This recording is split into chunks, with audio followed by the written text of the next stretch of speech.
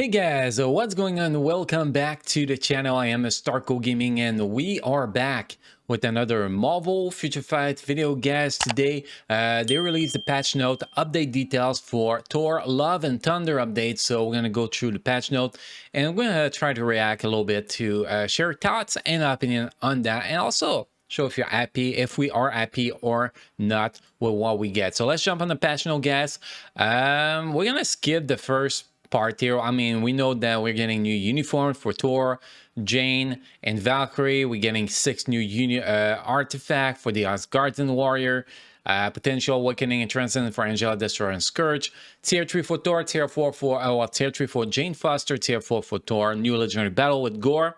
So that's pretty much the important stuff from that talking, as we don't want to go through all of that. Also a new rank in Multiverse Invasion, new collection for Shield Archive, and that's pretty much it. So let's jump in the first uniform here, guys. Okay, so please note that the skill effect for the following uniform are as follows. Here for heroes level 10, other heroes level 6. But if it's level 10, it only changed the amount of, physical or energy attack that's done on the skill, doesn't change the effect. So just want to mention that. So first we have the Thor uniform, superhero universal 1050 crystal on sale, 1750 crystal at full price, 50%, 15% all attack, all defense increase. When the uniform is basic, when the uniform is level up, it's 25% each.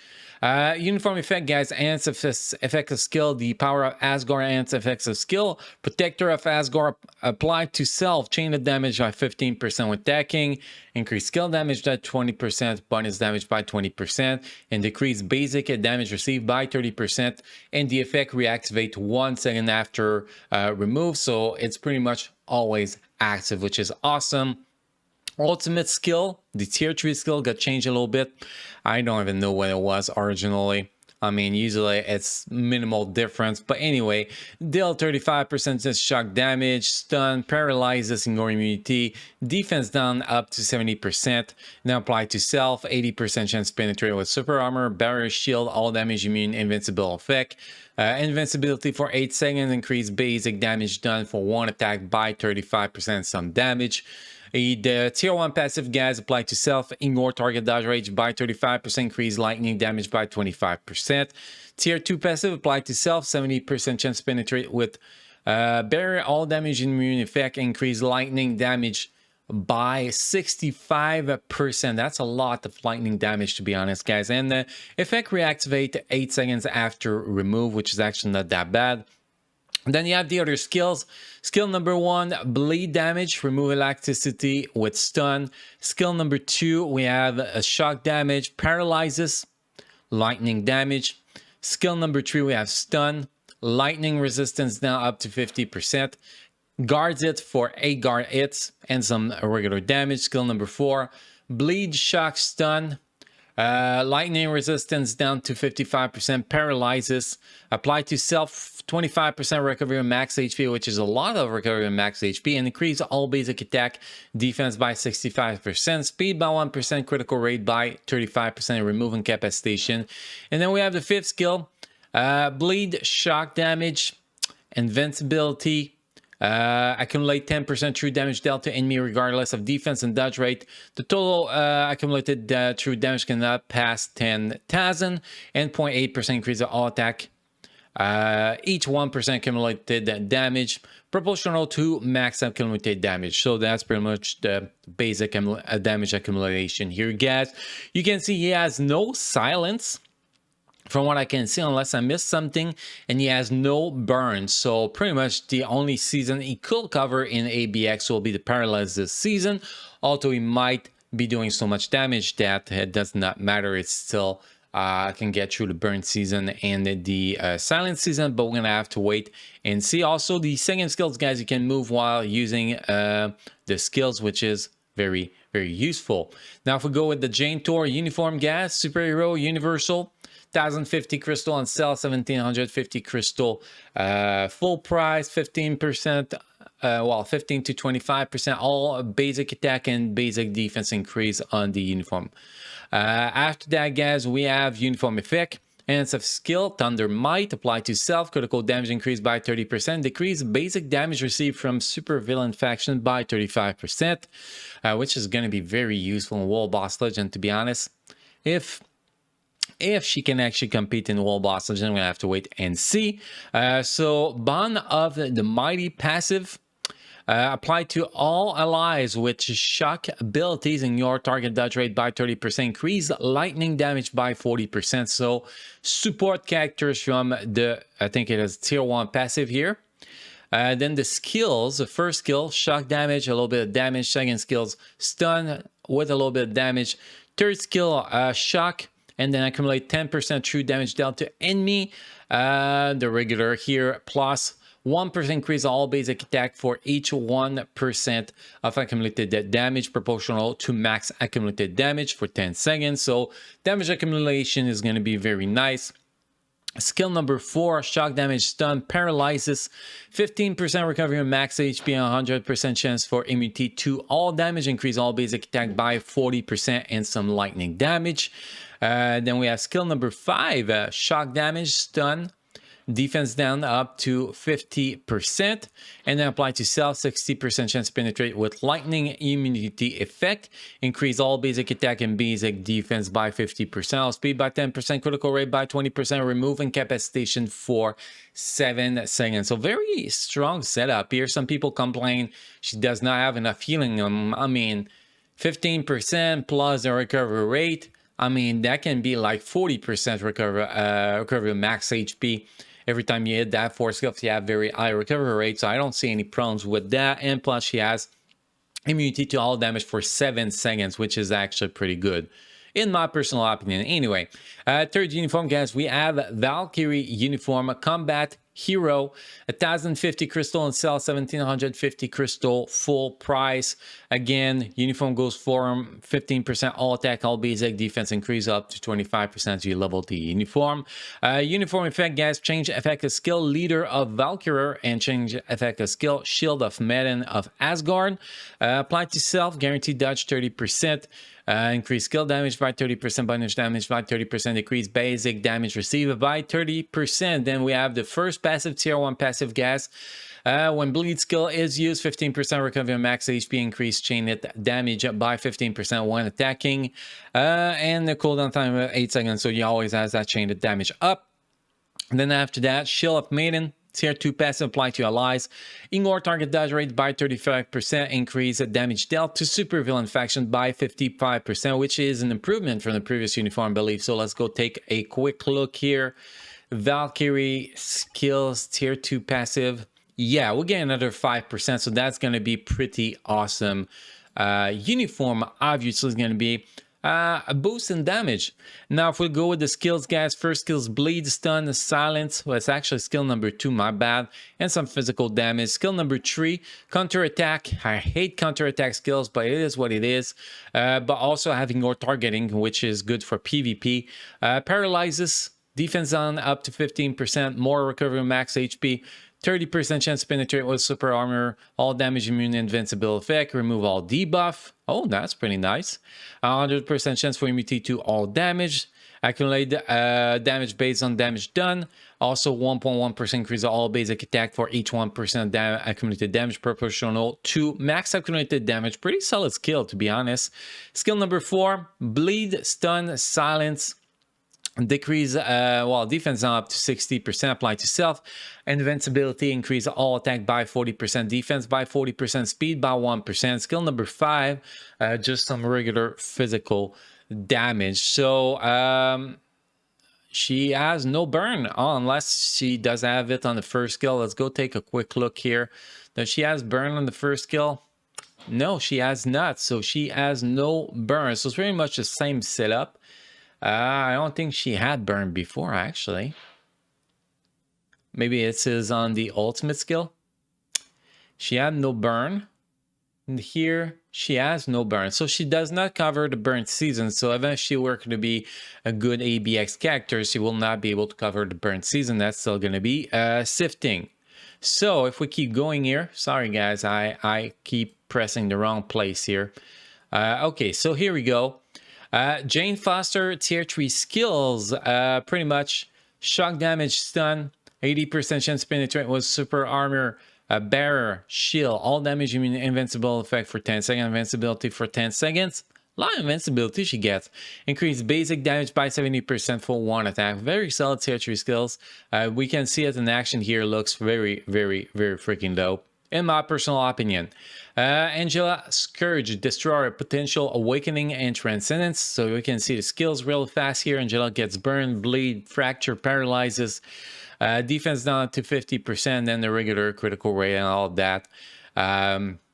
It's pretty much the same for all of them. Burn, Bleed, Fracture, Paralyzes, defense down 50%, and again, Burn, Bleed, Fracture, Paralyzes, and defense down 50%. So it's the same skill on every single one. You can see the skill effect here. I'm not planning to get any of them advanced, so it does not really matter for me. And then we have Thor tier 4 advancement skill and striker skills. So basically Thor activation rate when skill is used, increase active buff effect by 10%. So if you add 70%, lightning damage increase becomes 140%, which is actually so strong, and increase all element damage by 50%. That is just crazy stuff here. After that, we have the Legendary Battle, Love and Thunder, guys. You get a free tier 6 Jane Foster, by the way, guys, just by entering normal mode. If we keep going here. Thor, Love and Thunder Extreme is only available after purchase, 2500 crystal. We know that. Also, crystal cannot be refunded if you spend them there. Special deal are offered for a certain agent. You're gonna get a tier 2 Thor and 1 million gold for 1500 crystal, which is a ripoff. Obviously, they are staged in both difficulty normal and extreme. Legendary Battle, Thor and Love Thunder acquire bonus rewards by completing different missions. You can see the rewards here. On normal, you can get 3.9 million gold, 30 uniform upgrade kits, 3 times 50 biometric selector, 1 time 100 Normstone selectors, 45 uniform, level 5 uniform XP chips, 300 BAMPs, 6-star enchanted Euro, and 1 6-star CISO. And if you do extreme, you get 4.3 million gold, 500 crystal. That's if you complete all the challenges, obviously. 100 Normstone selector, 200 BAMPs, 200 awakening crystal, 100 CCF, 90 uniform upgrade kits, 1 mythical cards, 4-star mark of the Odinson artifact for Thor, a rank 6 advanced potential, and insta-ticket. That's pretty much the most valuable thing in this whole shebang. After that, special icon for the Weapon of God and a CTP upgrade. Yeah, really a CTP upgrade, guys. That is such a disappointment. It could have been so much better. CTP selector should be a thing for every legendary battle from now on, but I mean, it's a CTP upgrade. A lot of people will not be buying that because of that. Personally, I will buying it for the rank 6 advanced potential and ticket. That's for me. But everybody else, if they want that one, it's nice. If they are PvP players, they might go for the greed. But I mean, it's not that impressive here, guys. The rewards from there. Additional ranking system, multiverse invasion, which is actually pretty nice. The ranking will be daily, guys. It's going to be based on the damage you do. It's to trigger people to play this game mode on manual and autoplay, so you can rank higher. Personally, I'm still going to do autoplay and just get probably the 200,000 gold daily. That's my expectation. So yes, first place, 500,000 gold. It's not worth, I mean, to play manually just for 500,000 gold, to be honest. I'm not a little bit disappointed in the rewards, but anyway, first place 500,000, second place 400,000, third place 200,000, 0 to 1% 250,000, 2 to 10% 200,000, 11 to 30% 150,000, 31 to 50% 100,000, and then everybody else is 50,000 gold a day. I mean, it's not a lot, but it will help it will help a little bit, I guess. Giant boss rate improvement to help realize our wish for more agent to enjoy the challenge of Dormammu. We have added a new function for convenience and changed the balance of the battle. Tip have been added to the selector screen, so you can see what you can do to you know, to what happened during the fight, pretty much. Not much. A green arrow had been added to indicate a higher drop rate for certain items. 3 tips to book of the event. Vicente can be acquired due to the advancements here for Thor. Combat, Blast, and Universal. A different book of the Vicente can be acquired at higher rate per day, but now all books will be on each day, which is actually pretty awesome, guys. It is pretty freaking awesome in my opinion. So that's what they show you here, guys. You can see all the books, and then you have higher drop rate on this book here. And it looks like, for example, when it's Blast Day, you can get 2 Blast book, or maybe it's just 1 and we don't see it properly, or maybe it's unlimited now. I don't know. No idea, guys. When I have to see. Oh yeah, remaining rewards 1, so it's only 1 per for each. So that's that, guys. That is that, and then the archive stuff you can see with the limit of 80 here. That's just archive stuff. At the time error will no longer count down towards the visual effect being displayed up and defending Dormammu. So it's really going to be 10 minutes now. It's not going to be 10 minutes and 30 seconds anymore. The issue of not being able to return for the mindless 1 on lower frame rate and giant boss rate Dormammu has been improved. Hopefully. Giant boss rate Dormammu has been balanced. The pattern which remove all buff has been deleted except for summoning skills. Dormammu overall damage has increased by a small margin, so going to be taking more damage, but we're not going to have to switch characters to reset or buff, which is going to be an improvement. Then we have some new shield archive stuff. We don't actually care, we just want the rewards. We don't care about this stuff now. You have event and normal. You can toggle both of them to see what's happening if there's an event. Also, all stats you can acquire to the shield archive has been iconized, which is nice. You can see all the icon here. I guess that's good. And complete shield archive completion data will not be displayed on the content of the stuff you do. So like it shows you how many you can still get from a specific mission, which is actually pretty nice. The increased stats acquired as chill archive collection rewards has been buffed, so more stats from that, which is nice. The shield archive guide has been added. New artifact. The only artifact I really like, well, the Thor artifact is actually pretty solid, as you can see here. Increased lightning damage by 35%. 30% lightning resist. People have very, very bad luck on cards will like this one. The Jane Thor. Increase basic damage dealt to enemy with 50% HP or higher by 25%. Pretty solid. My favorite one, the Valkyrie one. It's a support artifact. Increase basic damage dealt to boss by 15%, additional 0.3% total instinct that applies to all allies. So I'm going to be doing a lot more damage in ABX, World Boss Legend, and in GBR when you have her in the team. So that's going to be pretty awesome. Angela applied to self is actually pretty solid. 25% all basic attack plus 0.5% total instinct. Then we have the Destroyer one. Restore HP equal to 5% of reflect damage dealt to the target, which is actually pretty nice. Restore bonus HP equal to total instinct 10% and can restore up to 5% max HP and has a 1 second cooldown. That's actually a very good PvP artifact, to be honest. And then we have the Scourge, increase all basic attack by 25% and additional 0.5% total instinct. So they pretty much did the same artifact for Scourge and Angela. They are lazy sometimes, guys. Sorry about that.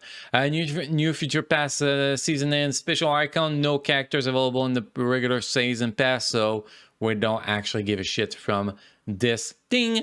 New icons here, guys. You can see. I believe that is Gore, and then Thor, or whatever, just a lightning icon, Jane Thor, and Thor. I mean, new icons, new collection for 1 million gold. I hate 1 million gold rewards as collection. I prefer crystal or something useful. But anyway, 1 million gold there. Now, information Mighty and Brilliant CTP have been added to custom gear list in Marvel Future Fight Universe. Leader and ultimate skill can be checked on the change skill tabs hero uniform list screen if they are changed by equipping a uniform, and then a bunch of stuff that we don't actually care about. I don't know, do we care about this stuff? The effect of removing every buff from your hero in certain pattern has been changed to removing all the summoning skills in World Boss Legend Infinity Ultron. The issue Dimension Rift ability being refreshed only. Oh yeah, Dimension Rift will be refreshed better now. Details on level 10 skills for tier 4 heroes can now be checked in the Marvel Universe. You can now delete your account. Settings, account, delete account. The issue of intermittent loss of Alliance chest log and not being able to properly access the Alliance chest logs have been improved. Artifact and Shield Archive has been added to the mission is too difficult pop-up screen. Change have been made to the card crafting cube rewards. Cannot wait to see how's gonna happen, but we're gonna have one more entry in Dimension Rift, daily Dimension Rift, so we can get more stats.